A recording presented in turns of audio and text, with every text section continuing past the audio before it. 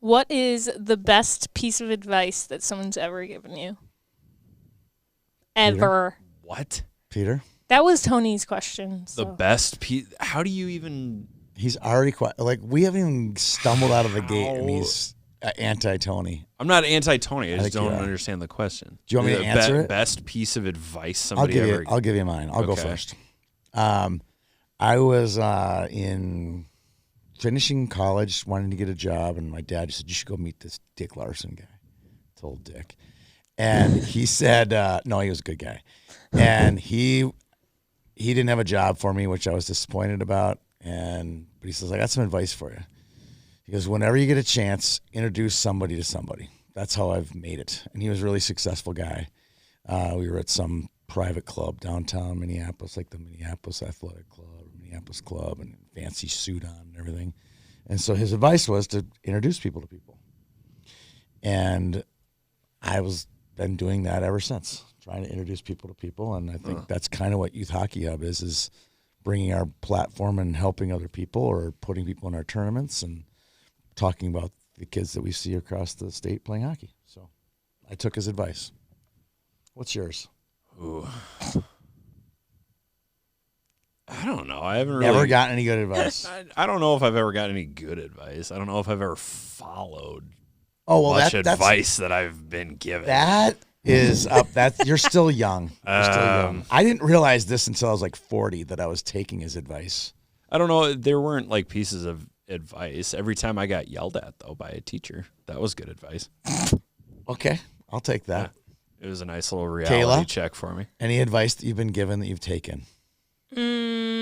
Or no? Actually, very recently in the hospital. My boyfriend's mom is in the hospital right now, and when they did her surgery, the surgeon was very calm, and he said, after it went really well, and he said, I don't want you to be, he said, I want you to be cautiously optimistic. And I really liked that because I felt like it was still allowing space for you to be positive, but like not get your hopes too high, you know? Yeah. I thought that was good. I feel like cautiously optimistic could be applied to a lot of things in your life. My advice to our viewers, I want you to be optimistic because this show is going to kick some butt.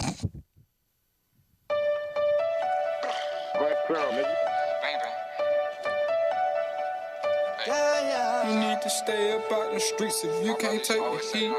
You need to stay up out the streets if you can't take the heat. Cause it get cold like Minnesota.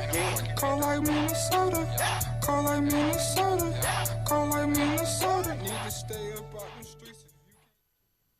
Welcome to 10 Minutes. I'm Tony Scott.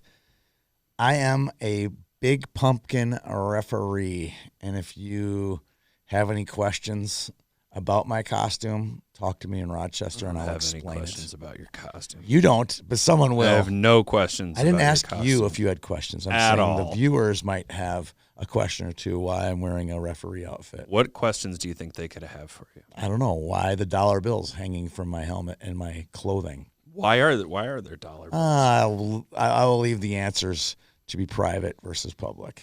Kind of like a live barn stream. Is that private? Is that public? That's public. All right, well, I'm going to level with you. I think you look absolutely ridiculous. Okay. I think you look stupid. I think you look fantastic with your small cowboy hat and your small hands. Littlest cowboy in Bloomington. You are the littlest cowboy. Gonna clean up the town. Are there after many this. cowboys in Bloomington? There are 7 cowboys. There's a lot of in cowboys Bloomington. in Bloomington.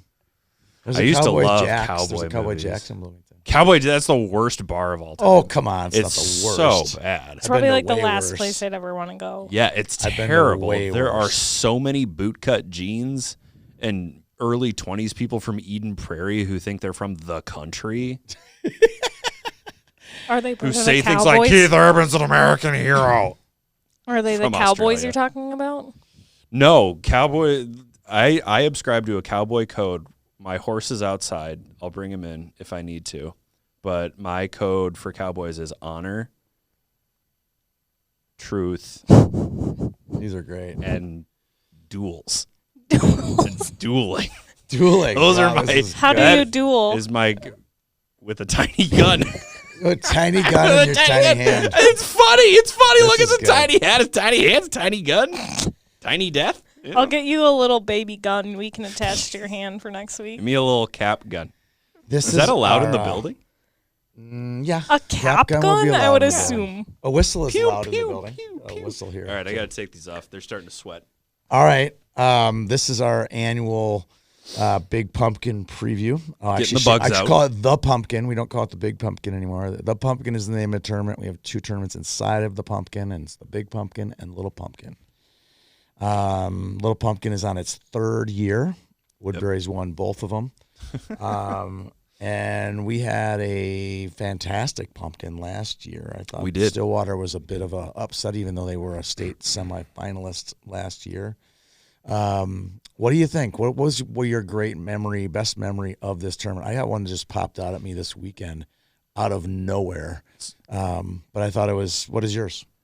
From last year or Any all time? years. I don't want to pick the any year because it always ends up being the same one. So I'll pick What's one the from, same one? from last year. What's the same memory you have?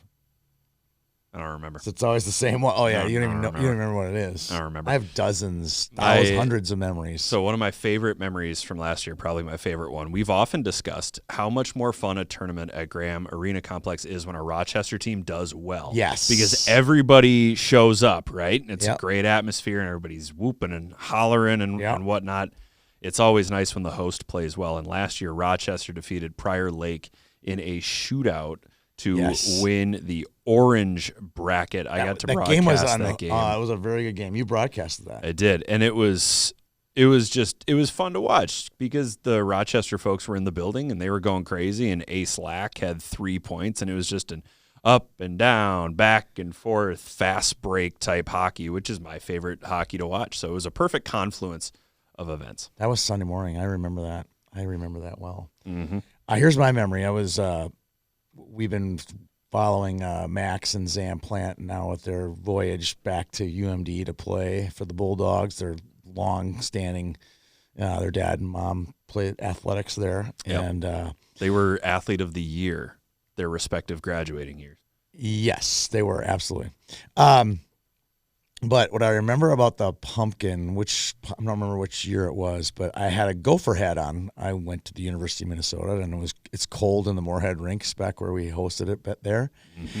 And those Plant brothers would always come after me and grab my gopher hat and then go throw it in the trash.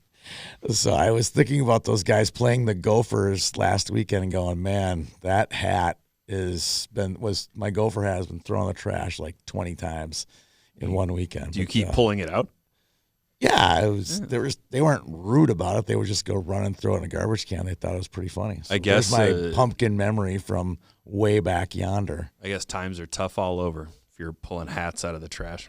Yeah, it wasn't like filthy trash. It was just trash. So, alrighty. Well, I think it would be a good time to explain the difference between Big and Little Pumpkin that are Fantastic. under the Pumpkin umbrella. Big Pumpkin is a 24-team all bracket play. As a tournament director, I love that. Means every game gets decided, and you don't have to look at the stupid tiebreakers. no tiebreakers in a bracket play tournament. Nope. It is an open invitation for A or AA teams. We've had A teams participate in the past.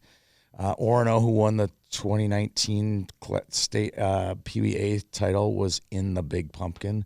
Mm-hmm. Warroad, who won the 2017 state title, they were in the Big Pumpkin. When they're good, you got a good A team, you'll show up at the Big Pumpkin and play with the big boys. Just like Warroad's played in the Blue Ox last year, they'll be back in the Blue Ox this year playing in the big boy division. So, and then we have same for the Blue Ox. We have an A division, the Little Pumpkin, which is for teams with a AA team in front of them, which sounds great, but it's not as easy as it sounds to get a 10 team or an 8 team or a 12 team because there's just not a lot of those teams out there. So we're lucky playing in Moorhead because Grand Forks has got 2 A teams. West Fargo's got an A team. Fargo's got an A team. Detroit Obviously, Lakes Moorhead has has an one. A-team. Don't say that. That was a small shining moment in my life I'd like to forget. But yeah, so we usually be able to get them knocked out. We do have 15 double A's with A's in the Blue Ox this year and one where we grandfathered in. It's from your beautiful St. Paul, Minnesota is in the single A. Damn right. We'll be the Little Ox, we'll call it up there. So I like attaching Spanish names to our tournament. So calling the little pumpkin what's the Spanish word for little, Kayla? Petito? Petito? Pequeña? Pequeña? Or pequeño is Pumpkin pequeña? is pequeña. No, it's No. not. It's not. What is pumpkin? Here we go. Pequeño is little, just like I Pequeño. said. What is pumpkin? Pumpkin. Pumpkina. You sound like my dad trying to talk Spanish. Just add Wow. an O. Your Just dad and I add, are the same age. Just add add an an O or O an A to to it? anything. Calabasa. Yes, that Calabasa. was my next thing I was That going to was El you were so Pequeño close. Calabasa. So close. I think we should change the tournament name to that. I would also Because all the rest of ours have Spanish names. Why not have this one? Also, as well? I'm just it saying, would if it would we- be la calabasa pequeña because the adjective goes behind it. one more time. La calabasa pequeña. Excellent. And one of the reasons I'm going to make an assumption here, and I want you to back me up or tell me I'm totally wrong. One of the You're wrong. reasons that we want an A team that has a double A team is so that the field is generally level, Flat. unless you get a group like last year's Woodbury A team. The last that two Woodbury teams. There was have just been a off weird the log charts. jam of talent that year that put Woodbury far ahead of the pack. But that is the goal. So when people say, well, why don't you have this team? Well, because they don't have a double A team. So some kids that could play at the double A level are playing single A, and that would make it unfair for people. So that is the rationale behind And people having a double A team. And we did that. We started this in Moorhead a few years back, and it was successful. Those families came up and said, "This is fantastic. We know the playing field is leveled." So we put together the Little Pumpkin the same way. We had the reason we did it. We have so many teams that want to participate in the spectacle down in Graham because Graham is a fantastic venue for a youth hockey tournament. Mm-hmm. And the people in Rochester were like, "Hey, we got this whole place. You can have it all to yourself the whole weekend." I'm like, all right, we could fit 32 teams up there, down there. And now we're at 34. We had a couple teams drop out. We were originally at 36, but a few teams dropped out. So Oh, that's unfortunate. it is. Alrighty, 2023 recap. Are you ready to go down memory lane with me Let's for a do second? In the black bracket, Stillwater won the big title with a 7-4 win over Minnetonka in the final 3 goals in the third period. Do you remember who the MVP was? I do. His name is Jax Dorf. Jax Dorf. And I remember his third goal better than any goal in the tournament. I mean, maybe the Javon Moore to Adam Kleber pass, but they were being pressed. I'm pretty sure if I got my memories right, they were being pressed. Like Tonka had the goalie pulled down by a goal. It was probably like 6-5. Dorf had 2 goals in the game already, and he's kind of pressed on the hash mark, and he just flipped the puck out of nowhere. And it got over the defenseman's head, and it trickled in the net for the hat trick to seal the win. And I'm like, I'm trying to get, some other guys to be MVPs. I'm like, this kid just kept pounding the door down to get his MVP plaque, and he got it that day, and he earned it. Oh, you look at that roster, there are a couple of Vaneks, there's a Crosby Rankin on there, a Landon Burke, a Bjornley, and for a kid like Jax Dorf, who you don't know the name as well as you Not might a know household couple name. of the other ones. Yeah. He led the team in scoring, and he earned that MVP outright. So There was no taking that plaque away from him Nope. that day. So, excellent. That's what you want to see. You want to see somebody rise to the challenge that you might not expect. Same with the single A. Are we going to that one now, or are you getting some more stats? Oh, for us? no. We're going to go through the orange bracket here, Oh, okay. which I just mentioned. Rochester over Prior Lake in overtime. As I said before, Ace Lack had 3 points in that game, and I want to say he scored in the shootout. Nolan Steele, Ace Lack, and Tristan Bradley all had 7 points apiece for a scrappy Rochester squad. Who'd they beat?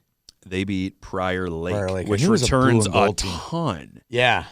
They had a really young team last year. Yeah, I think then they add in Tate Ulrich, too. He'll be a good addition to that team as well. In the white bracket, Wyzetta defeated St. Michael Albertville 5-4, another nail biter in one of our consolation brackets. I'm looking at the score sheet right now. Wyzetta tied the game with 7:36 to go in regulation, Max Sutcliffe, and then they won the game a minute later and then held on for dear life. So You Wyzetta broadcasted those over 2 SCMA. games. If you think about that morning, we had the A championship with Woodbury wasn't as close, but the first 3 games of the day were off the hook good. There was that a STMA game. We just talked about the Rochester game and the Stillwater Minnetonka game was fantastic hockey. If you like those high-scoring back-and-forth type games. Nicholas Baranivsky was the leading scorer for the white bracket champion Wayzata Trojans. He tied for second overall in the tournament with 6 assists and 7 total points. That's a nice kid, Nicholas Baranivsky. I got a chance to interview him a couple times this summer, and man, he's a really sharp kid. He represents the Trojan brand really well. We'll just say that. Alrighty, leading scorers Chase Berlin, 13 points out of Andover. Will Thonvold Egan, he had 12 points. Dean Stevens from Minnetonka had 11, as did Connor Kerfeld from Centennial. And Wyatt Webster and Tristan Will rounding out the top scorers with 10 points apiece. Webster from Chaskatchan and Will from Woodbury. Now we can move on to the Little Pumpkin. The Pequeño Calabasa. La Calabasa Pequeño. Is that what it was?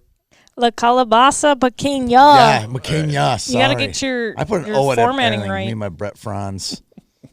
Woodbury over Wayzata in the final by a score of 7-2. The Predators outscored the opposition 35-5.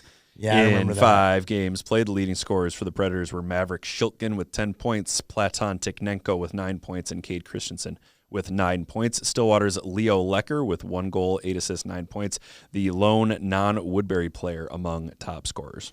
The Cade Christensen had like a hat trick, I know for sure, in the championship game. Another one of those kids just went up and took the plaque right off the hands of Maverick Shiltgen. I think he was the leading scorer. He was brought, on the best team. He was going to be the MVP, but Cade had that hat trick, and I couldn't take it away from him. And his interview was A+. I remember he was extremely confident in his interview, which I love. Like we're talking Baranivsky, that Iowa fan. He was a great interview as well. Fantastic. All right. What do you got next, boss? We have this year. We're going to run through the top 8. We're going to run through the top 8 seeds. Yep. And then we're going to offer a player to watch from each 8. But are we going to pick our dark horses and our picks, or does the dark horse come after? That comes after. Okay. Predictions are our last segment today. Okay, got it. Predictions are our last segment. Fantastic. All righty, top 8 seeds. We'll start with number 8, Duluth. Could we maybe East. explain the bracket, how it works? Sure. I mean, I think most people understand it, but it's an interesting format. I was talking to Joe Moline on our Monday morning community. He says, I've never seen a bracket like this, and you're the only one who continues to do a bracket like this. And my defense is, as the tournament director, is we love 24-team brackets. They're fun. I mean, the 16 play-in teams have done quite well in this format. We're honoring the top 8 teams that are in the field with the opportunity to get a bye. They've earned the bye based on their reputation. Correct. And then what happens is on Saturday morning, when all the dust settles from Friday, you get 3 even bracketed tournaments, 3 8-team even bracketed tournaments out. You hope at least. That's the fingers crossed. You're hoping for it. Well, I mean, in theory, it works out pretty well. Usually it does. It works out pretty well. There might be a stinker in the quarterfinals, but that's the chance you take. Right? But if somebody at least they earn their way. They to earned the their way quarterfinal. there, They though. won their first. They won their first 2 games. That's generally my response when somebody says, "Well, it's not a very good matchup." Like, they won the They opening won, round though. game. It's I like don't have an Brainerd answer last for you. year. They won 2 games on Friday. Yeah. Here they are. They're playing against the number 1 team in the state. I also enjoy the top 8 seed format because there's this Eye of the Hurricane on Friday where you finish the first round of games and then get confidence. The top 8 teams just start trickling in and there's this little calm at the Graham Arena complex. And then all of a sudden we're off to the races with it's 8 awesome quarterfinal because games. you get those 8 games in the morning where the teams get their confidence, they get a win, they beat somebody, and now all of a sudden those top teams just start rolling in. Like, ooh, there's Edina. Ooh, there's Andover. Ooh, there's Minnetonka. And there ooh, always there's is Stillwater. one of the top 8 seeds in casual conversation. If they had a tight game that night, they'll casually bring up, well, I kind of think it's an advantage to play earlier because your legs are ready. Well, okay, fine. Won't make you a top 8 seed. Ask Minnetonka 2 years ago. They ran the table. They were a 9 or 10 seed and made their way and won the championship. Yeah, but it's always after the game. It's never before, like we got bus legs. It's always after. Well, it was tighter because, they played earlier. Yeah. So, oh well. All right, 8 seed Duluth East. I like this team. I wish you could see what he said before the camera went on. He did not like him as much I said as they were he's terrible. saying. No. I'm very high on this Duluth East team. This roster is filled with kids on the Northern Wings. They've played in the Stars of Tomorrow. There's a lot of kids who have seen a lot of their hockey over the last 3 summers or 3 seasons. And I'm really high on this group. I think there's a lot of good players in this team. It was hard for me to pick just one player to watch out of this group. For the record, I did not say Duluth East was terrible. Please, no, I didn't. I didn't say they were terrible. I'm less high on Duluth East than you are, but I did not say the team was joking. terrible. I'm joking. My player to watch is Easton Lear, the next great goaltender out of the Duluth area. I'm going with Easton Lear as my player to watch. I got to find my list here. I can barely read It just seems like a Duluth East thing, like a 3-2 win in a quarterfinal, 40 saves. Yeah, with a bunch of Mike Randolph disciples on the bench now. I can see it coming. I'm going to go Max Mathias. Max is a firecracker of a hockey player. I probably talked about him a few times in our programming, but Max is a fun kid. Off the ice, on the ice, he's not very fun at all. He's really hard to play against. Good puck mover, good skill guy. Not huge, but I think he's got a bright future, and he'll be a kid that we'll make things happen this weekend. Just a programming note, on our Monday morning commute, I already talked about 3 players. I talked about Graham Medlin, Jack Kaiser, and who was the other one? Kaiser, Medlin, and Rylan Schneider. So I won't be using their names on this show. I'm going to give some more kids some love here. That's why if I'm leaving those 3 out, don't take offense. Please don't take offense. It's all for fun. 7 seed, Blaine. My guy is Stone Spaniel. Tell me about Stone, because I got plenty of these Blaine kids I like. Well, we first got a look at this group during the Squirtacular a couple of years ago, where awesome. all of a sudden it was like, oh, Blaine's back. That's nice. I think Stone is just a really skilled player. I think that he's going to make a lot of things happen. He had 5 assists in 5 games during the 2024 Fargo Squirt International. He's just a playmaker. He also had 10 points in 3 games of the New Hope Classic. I like that. Good stat reading. I love this. Thanks, Game Sheet. I don't have Game Sheet. I don't have any Game Sheet. Stop it. I don't have any stats on Finn Rolfe, but all I know is he's always the leading scorer for Blaine or hometown when he's playing. That kid is a point machine. He's a puck mover. He's hard to defend when he gets the puck on his stick. But so many great players on this Blaine team. I think they're going to give a lot of people trouble all year long, especially in District 10. They've done a really nice job of keeping that roster together. Yeah. I think they recognized early on this could be a special group. Let's play together in the off season as much as we can, and let's hope that everybody and I sticks think around. what's neat about these kids, I think they're good in other sports too. So it's like they're not only just really good at hockey, but they're also good at football. They're also good at baseball. They're good athletes, and you can see that when they're on the ice. That they're competitive, but they know how to win, and I think that's what's going to be fun to watch with Blaine. Alrighty, 6 seed Moorhead. I'm going with another goalie here, Mr. Dylan Elliott. Oh, he's a good player. I remember him from the Squirtacular 2 years ago. Whether it's the regular season or in the off season for True North, it always seems like Dylan is able to keep his team in games. I was looking through some of his summer scores, and it seems like every loss is by 1 goal. Yeah. So that tells me that his team in the goalie game. keeps team in the game. That's all you can really ask for. So not a dearth. I've used that word wrong before. A glut. There you go. A glut of talent on this Moorhead roster. I'm going to go with the goalie, Dylan Elliott. And wow, they have a lot of good goalies in Moorhead. It's a shock. Glut. Shocked to hear that. I have a lot of choices here. I feel like we've given a lot of love to the little guys, Bergeson, Blake Walker, and Trusando. But I think one of the guys I'm going to go big here. I'm going to go our Pee Wee Challenge MVP, Bodie Ferry. I've said this during broadcast. If you've heard our broadcast, just fast forward 10 seconds here. Bodie is not a position player. And if he's listed as a D, he won't be in the defensive zone. If he's listed as a forward, he'll be back at E. Bodie goes wherever he wants to go. But in this case, he is a detriment to the other team. He is big, he's strong, he's fast, he's athletic, he's smart. He's a step ahead. I mean, he's got all the tools. I mean, it's a little bit like Owen Kraft last year. Watching him dominate a game, it's going to be like that, but on steroids. Bodie Ferry will make his mark this weekend in Rochester. I like to think that he plays center field. That's a good, or like He plays center field. yeah, he just goes wherever he wants to go, and I love watching. It's fun to watch. I don't know if it would be fun to coach, but it's fun to watch. That's for sure. Good luck, Mr. Kunkel. Good luck. Good. Oh, it's nice to see a Gunkel Yeah, I know. back. Wyatt's back. He was a behind the Bantam A bench. coach last year, and now he's leading the PWAA squad. Oh, that's fun. Alrighty. Talk about that. That's pretty cool. He's a big Pumpkin alum. So is Joe Brink is a big Pumpkin alum. And he's his assistant coach with his dad at Minnetonka. Of course he is. Love that. Alrighty, 5th seed, Chaska Chan Hassan. I always screw this kid's name up. What? Lappy? Is it Lappy? Lappy. Lappy. Cooper Lappy. He had 19 points during Youth Elite League play this year for the 2011 SDP. Thank you, Sport group. Engine. Thank you, Sport Engine. Thanks, Game Sheet.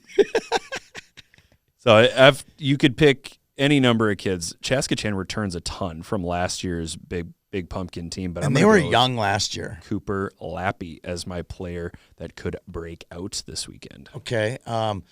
I'm going to give you, and I've talked about this kid on our broadcast a handful of times, but when broadcasting a game, but Enzo Giannetti is one of he's the most athletic, if not most athletic kids you'll ever see grace a pair of skates. This kid can absolutely fly. He's got edges. He's like an Instagram dream. I mean, he's got such good hands and makes great plays. And I really enjoyed watching him last year in the Squirtacular. He's a first-year squirt.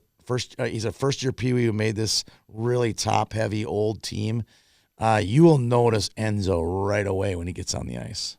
Alrighty, 4th seed Woodbury. We'll discuss Woodbury in a few minutes. I think you're going to say they're undervalued, didn't you? Say they get a low I thought seed they were from I the thought they were committee? undervalued. Okay, all right. I'm back on my Woodbury Bolt. CJ Dornfeld. Back. Is Did you ever leave? You've always been a Woodbury guy. Yeah, I'm still not a huge fan, though. I was driving through Woodbury last week, and I just thought, ew. Really? Okay. Yeah, I'm not a fan of... Well, you're a city kid, so of that's very Woodbury. suburban for you, isn't it?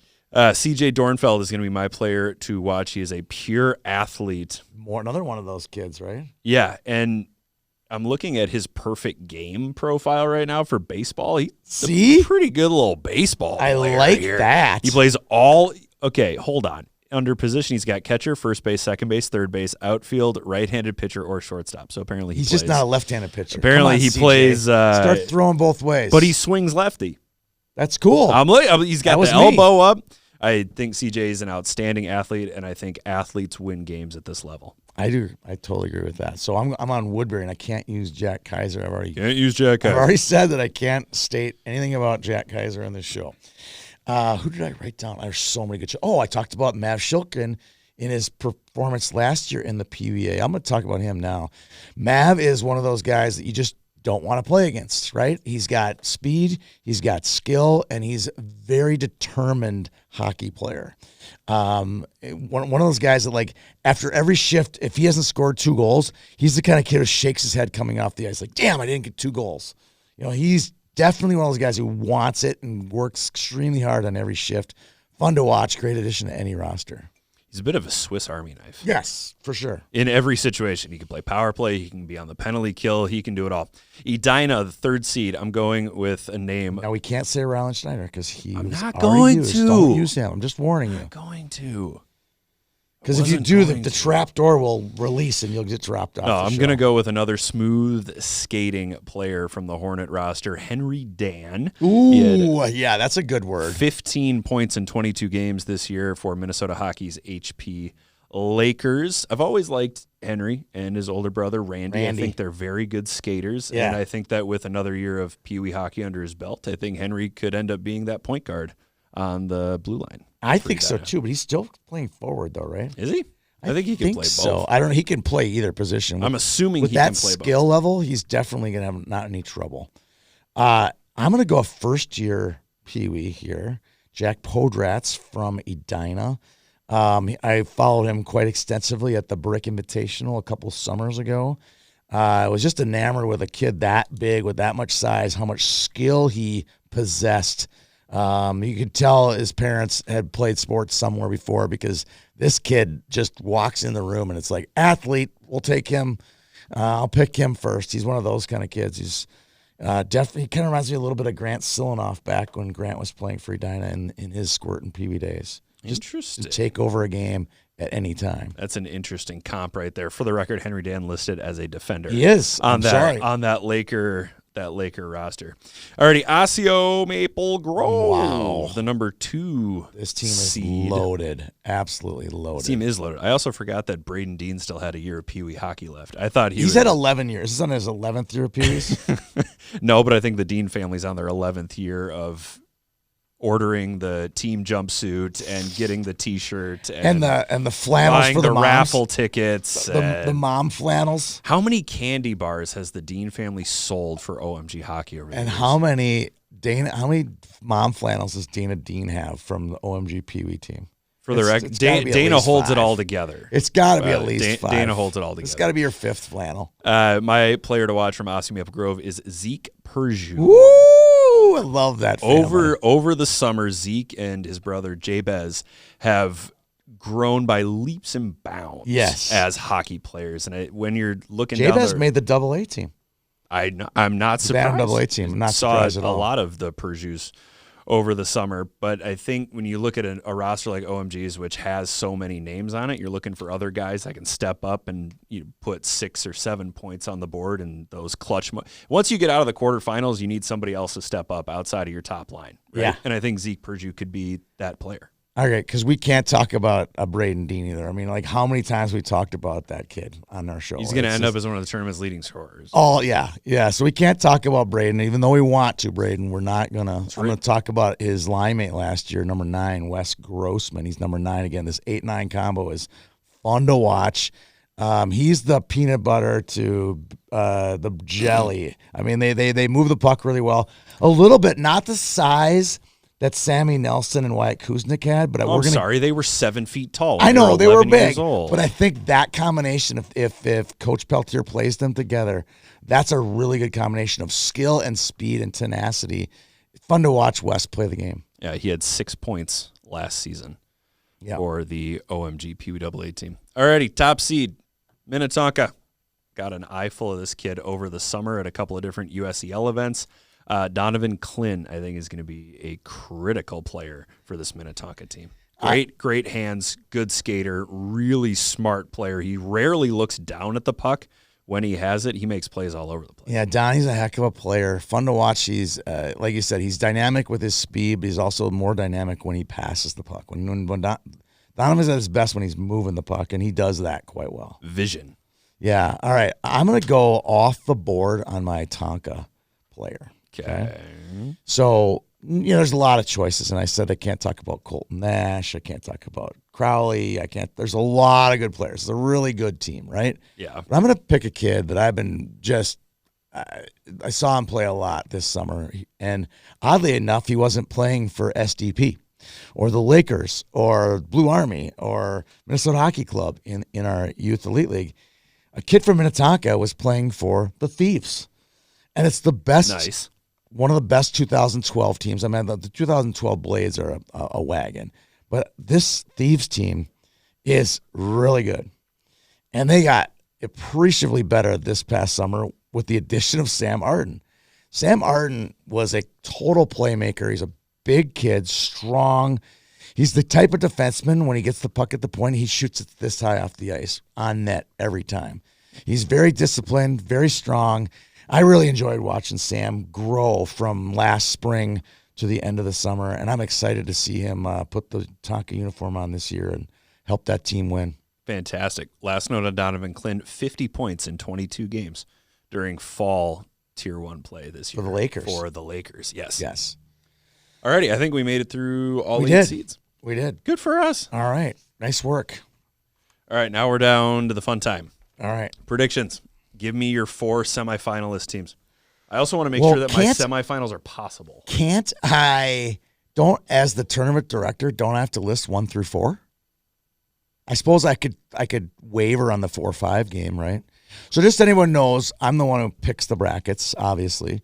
Yeah, fall down on that sword. That's fine. I can do that. If you got a problem with it, let me know in the lobby, at the Grand Marina lobby, size of a football field.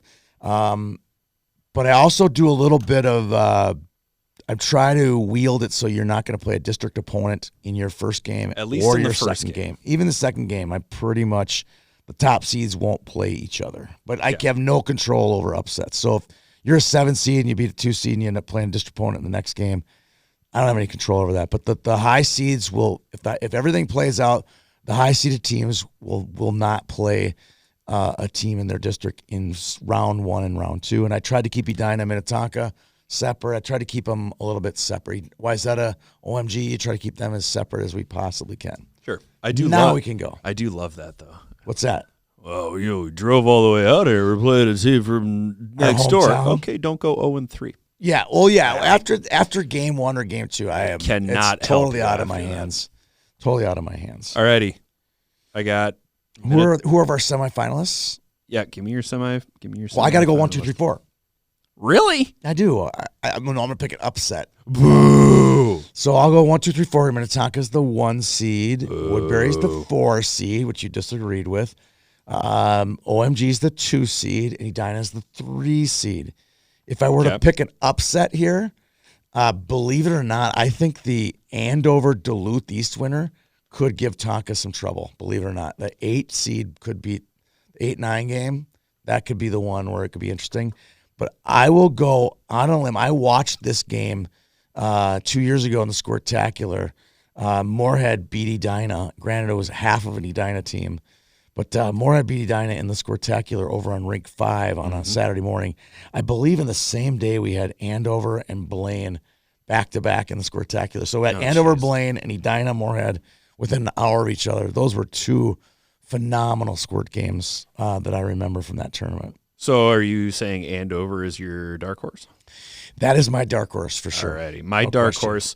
A dark horse is a team that has to play Friday morning that we think could make some noise in that black bracket. Got to be a 9 through 24 to be a dark horse. Yep. And my pick is Prior Lake. That's a good one too. As a dark horse. They got some depth on that team. They return a ton from last year.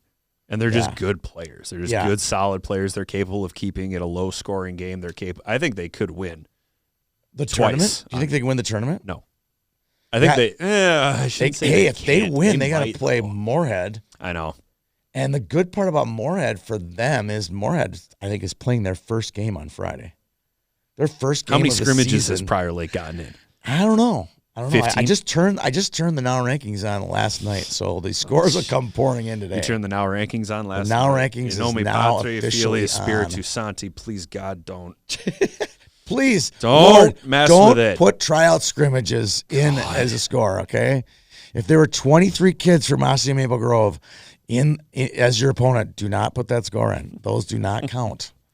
Please, no trial scrimmages. Alrighty, my dark horse is, as I said, Prior Lake, and my semifinal matchups are going to be Minnetonka versus Woodbury, and Moorhead versus Osseo Maple Grove.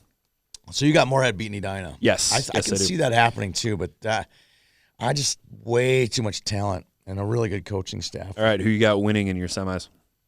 Oh, I got Tonka going all the way for touchdowns. Okay, so you got Tonka winning the whole deal.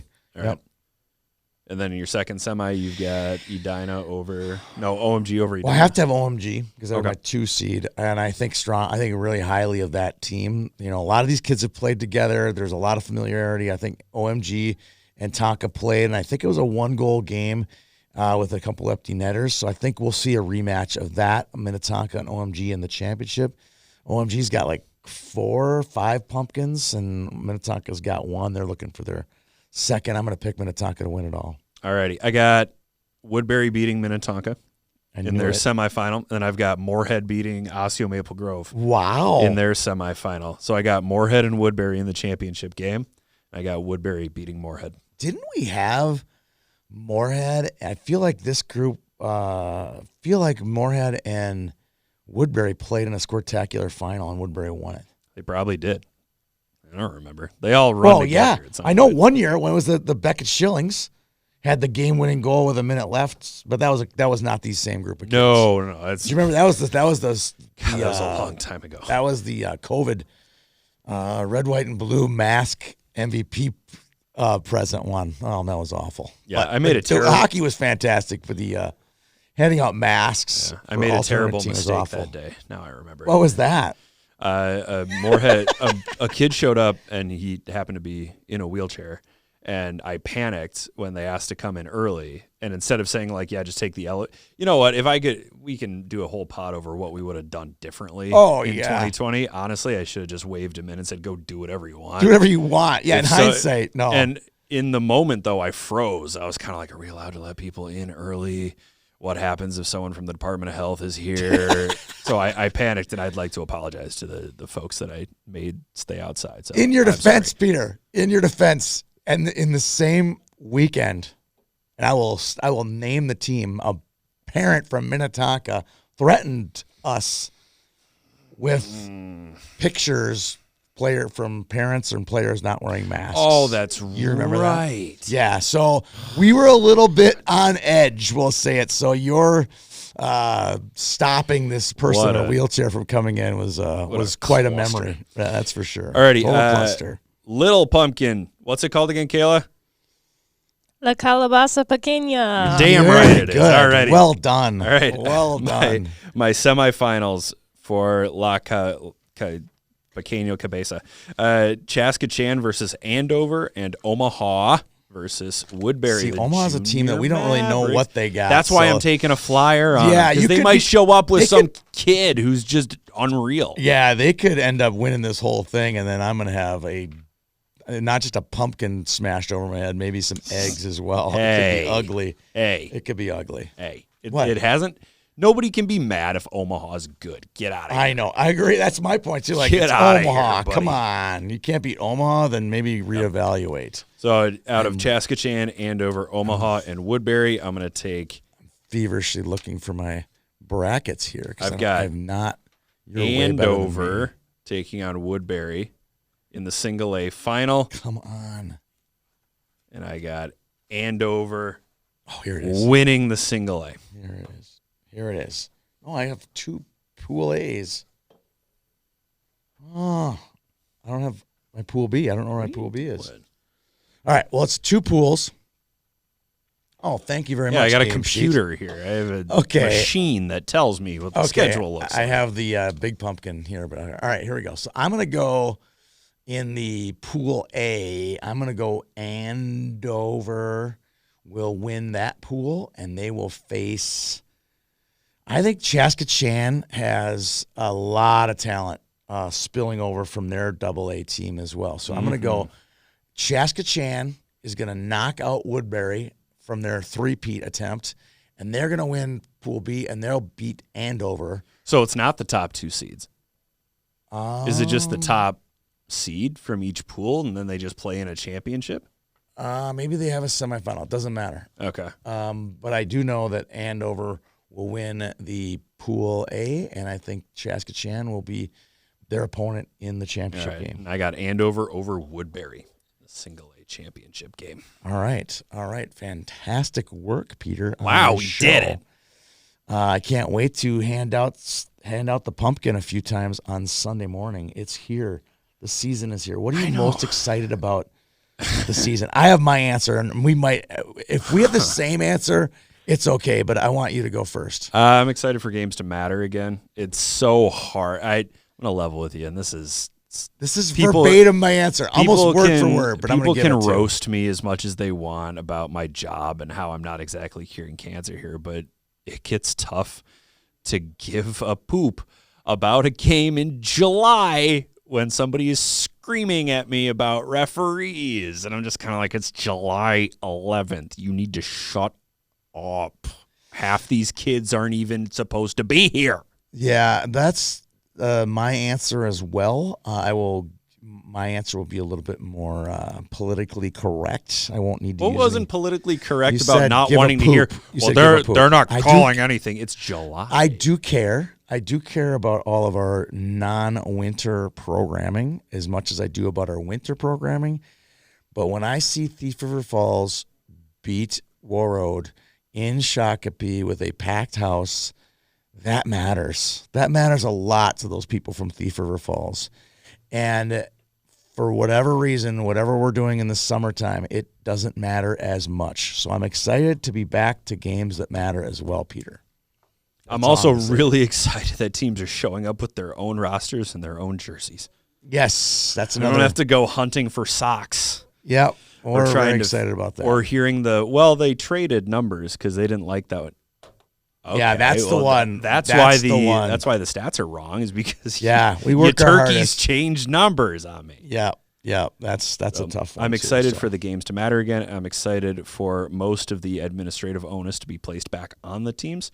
I think that works out better for everybody. Quite honestly. And I'm excited to go back to Rochester. We're always treated so well by the Gibson family and by the Youth Hockey Association down yonder. What's on the menu? I believe What's we're on getting the the menu? same. Chili? We're getting chili on Friday and Swedish meatballs on Saturday. Grandma's Swedish meatballs. I have a plug for the show today. Pumpkin fans, Map South Hockey. Pumpkin fans need to visit the Spy House Coffee Shop. Spy House Roasters, it can be found in, I'm going to give an address here. It's, There's a Spy House in Rochester? There's a Spy House in Rochester. Oh, my God. And the beautiful part about this, Peter, is that the Spy House people are bringing us coffee on Saturday and Sunday and pastries. And the coffee, I've been here, the coffee and pastries at this place is unbelievable. So not only are we going to be fed by the Gibsons, we're going to be fed by Spy House. So check out Spy House Coffee in Rochester. Their pastries are out of this world. Their coffee is second to none. So check out a Spy House. Go to the one in Rochester. And if you go visit them a lot, tell them that the YHH people sent you. I'm really looking forward to hearing getting my Spy House coffee every day from them. All right, you want to throw out a little Map South Hockey plug as well? I will. Shout out to Map South Hockey for bringing us today's show. Map South is a fantastic place to send your son or daughter to get trained and get better at hockey every year. We were just over there interviewing Rico Blasi, the head coach at the University of St. Thomas. You go into that building, it is hockey greatness. You're going to see St. Thomas Academy. You're going to see University of St. Thomas men's and women's program. You're going to have a great training facility. There's pros in the summer.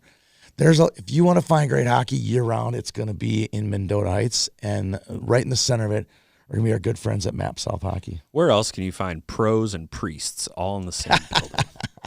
You can't. It can't be done. The show is done, though. We are looking forward to Rochester. We'll see you guys at the rink. Yeah.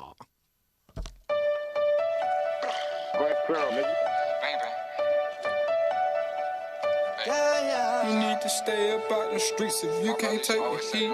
You need to stay up out the streets if you can't take the heat. Cause it get cold like Minnesota. Cold like Minnesota. Cold like Minnesota.